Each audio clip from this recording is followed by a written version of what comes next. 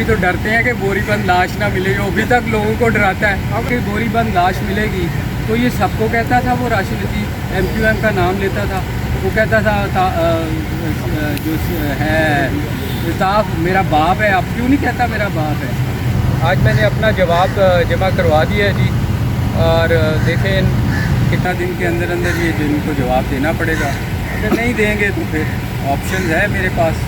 तो ये cricket board की मेरे ख्याल में अपनी गलती है। ये लोगों के केस हल करने के बजाय खुद ही ख़राब करते हैं। आप कि मुझे तो कभी मैं बैन था ही नहीं, फाइन था वो मैंने कोर्ट से क्लियर करवा लिया। बोर्ड में जो काली भेड़िए हैं इनका क्रिकेट बोर्ड को सोचना चाहिए। ये मैं उतनी फ़ीस नहीं दे सकता क्योंकि मैं पिछले 20 साल से मैंने बहुत ज़्यादा फ़ीसें दी हैं। यही जवाब जमा कराए सब झूठ है, बुलंदा है झूठ का। आप जिस वजह से वो आज प्राइम मिनिस्टर हैं, क्रिकेट का ही वो स्लोगन इस्तेमाल किया था उन्होंने वर्ल्ड कप जीते हैं, तो मैं उनसे दरख्वास्त करूँगा कि वो क्रिकेट की तरफ थोड़ा सा ध्यान दें, क्योंकि ये क्रिकेट तो बिल्कुल हमारी नीचे चली गई है।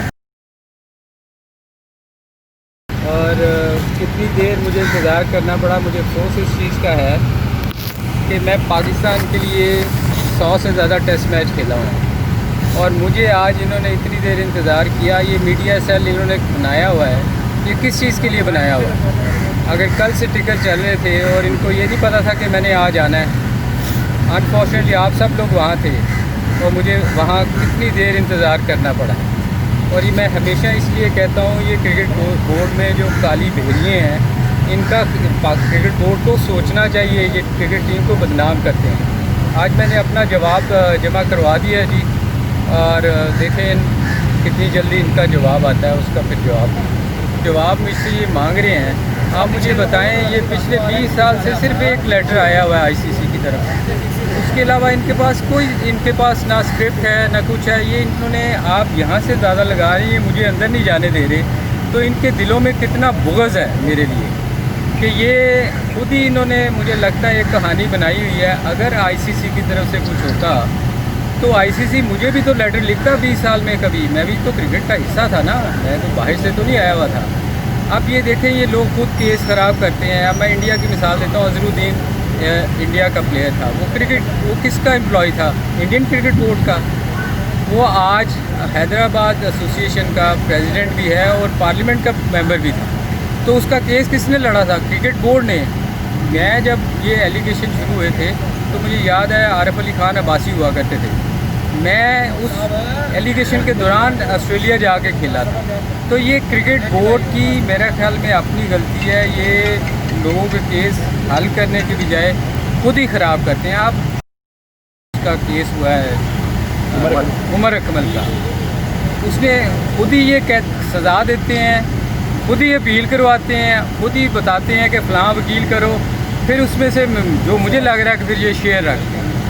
तो अभी वो फिर दोबारा उससे अपील करवाएंगे। आप देखें ना, 50 लाख खर्च कर रहे हैं वहाँ जाकर। तो ये यही पैसे अगर क्रिकेटर्स को बांट दे जो जिनको निकाला गया, तो मेरा ख्याल वो ज़्यादा बेहतर होता, बजाय आप अपने ही लोगों के ख़िलाफ़ पैसे इस्तेमाल करें। मतलब देखें, मेरी दरख्वास्त है उनसे कि ये क्रिकेट की तरफ भी थोड़ा सा ध्यान दें, क्योंकि क्रिकेट हमारी क्रिकेट थी वो बिल्कुल देखें कहाँ जा रही है। हम इंग्लैंड से 20 साल में पहली दफ़ा कोई सीरीज़, मुझे जो लग रहा है कि हम पहला मैच तो हार गए हैं। तो मैं उनसे रिक्वेस्ट करूँगा कि वो जिस वजह से वो आज प्राइम मिनिस्टर हैं, क्रिकेट का ही वो स्लोगन इस्तेमाल किया था उन्होंने वर्ल्ड कप जीते हैं, तो मैं उनसे दरख्वास्त करूँगा कि वो क्रिकेट की तरफ थोड़ा सा ध्यान दें, क्योंकि ये क्रिकेट तो बिल्कुल हमारी नीचे चली गई है।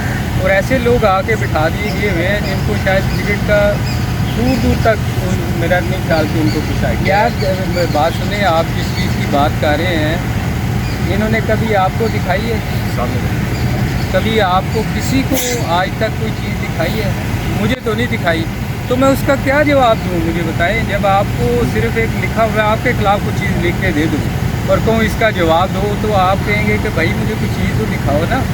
तो जब दिखाई नहीं है ही नहीं तो दिखाएंगे कहाँ से? तो उसके लिए रेमेडी हमारे पास ये थी कि जब तक ये जवाब हमें इसका रिफ्यूज़ल नहीं करेंगे, उसके बगैर फिर ये हाई कोर्ट के पास भी अगर मैं जाता तो उसने कहना था आपके पास तो ये रेमेडी है, उन्होंने जवाब मांगा है, तो आपने उनको जवाब क्यों नहीं दिया?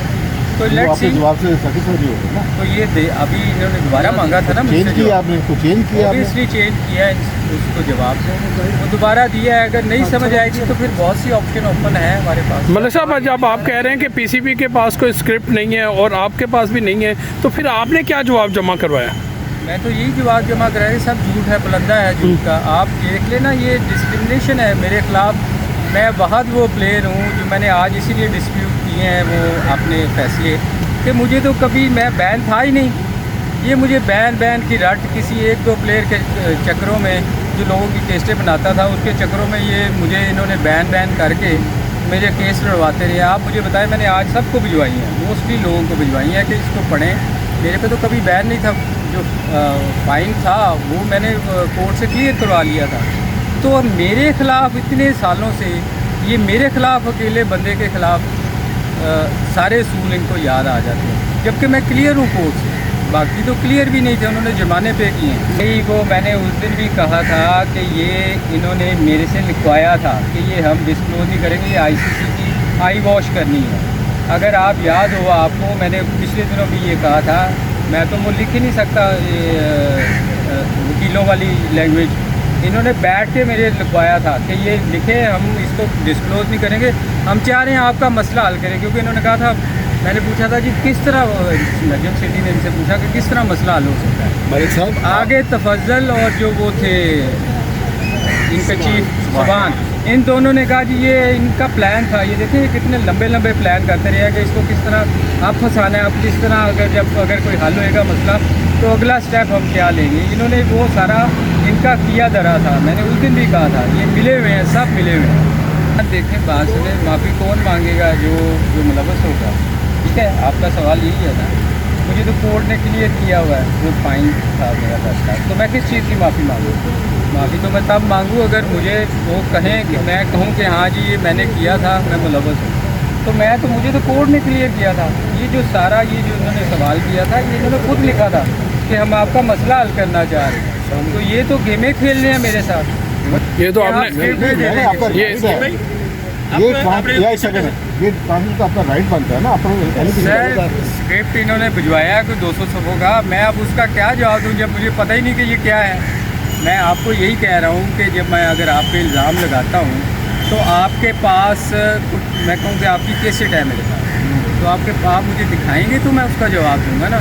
लिखे हुए पे तो नहीं मैं दे दूँगा कि आप लिख के कुछ भी भिजवा दें। शहबाज साहब, जो मेरा ख्याल है जो असल जो बंदा है जिन्होंने कहा है वो प्लान और इंतज़ाम है, जिन्होंने दिल से कहा है कि ये होना चाहिए।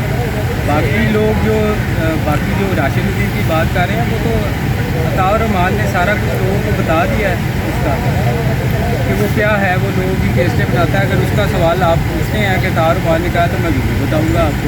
यार मेरी कभी भी किसी प्लेयर के साथ नहीं थी। देखिए मैं पिछले 20 साल पाकिस्तान के लिए खेला हूँ और वसीम के साथ मेरे बहुत अच्छे ताल्लुकात हैं। ये मेरा ख्याल है आपको किसी ने गलत इंफॉर्मेशन दी है कि मेरी बेटी।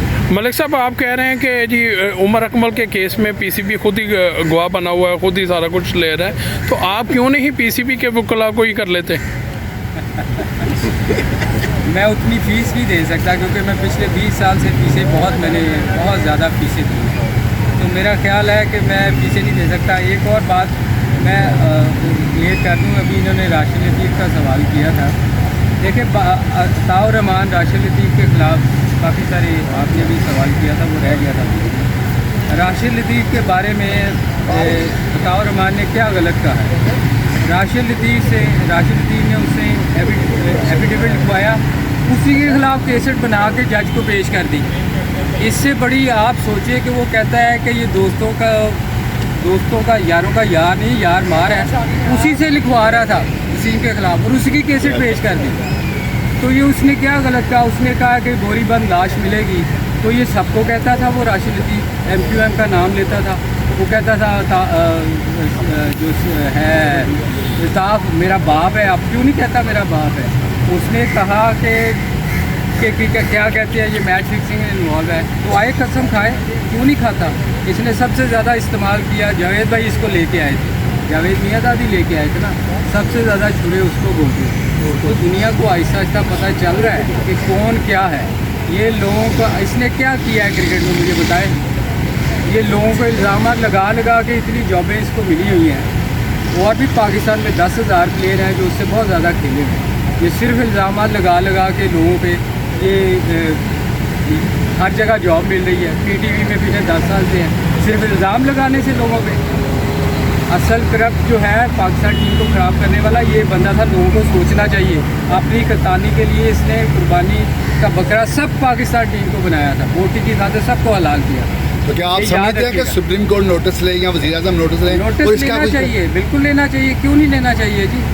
मेरा मतलब है कि इन लोगों के खिलाफ सबको पता चल गया है। आहिस्ता आहिस्ता अब लोग बोलना शुरू हो गए हैं। आप मुझे तक बताएं, आप लोगों को उसने कहा, मैं लफ्ज़ इस्तेमाल नहीं करना चाह रहा, आप में से कितने लोगों ने उसके खिलाफ बात की है? जर्नलिस्टों के बारे में उसने कहा ना, कुछ चंद जर्नलिस्ट कुत्ते हैं।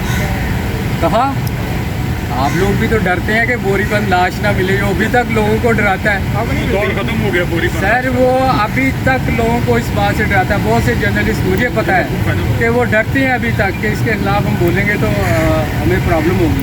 तो आप लोगों को सोचना चाहिए कि पाकिस्तान टीम को असल ख़राब करने वाला बंदा कौन था। खालिद महमूद साहब ने कहा कि मेरे सामने आओ, क्यों नहीं बैठा उनके सामने, भाग गया। अतारुमान अब सवाल करता है रोज़ कि मेरे सामने आके मेरे सवालों का जवाब दो, बताओ कि मलिक साहब आपने PCB को अब दी है, कोई डेडलाइन है कि इस वक्त तक आपको जवाब नहीं मिलता तो आप अपना इख्तियार इस्तेमाल कर सकते हैं? ऑब्वियसली जी 15 दिन का टाइम होता है। 15 दिन के अंदर अंदर ये जिनको जवाब देना पड़ेगा। अगर नहीं देंगे तो फिर ऑप्शन है मेरे पास, बहुत सारी ऑप्शन है।